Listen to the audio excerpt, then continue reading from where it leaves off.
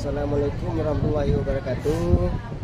Sekarang saya berada di Batu Malin Kundang yang berada di Kabupaten Sumbar. Mari ikuti saya.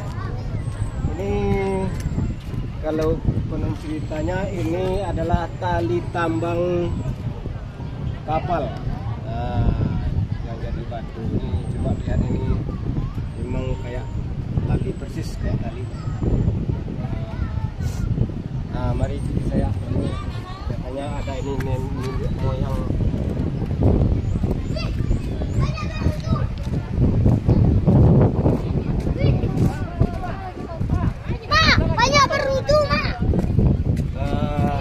Ini kalau konon ceritanya ini adalah Malin Kundang yang durhaka kepada orang tuanya. Jadi di maka dari itu kepada saudara-saudara jangan durhaka sama orang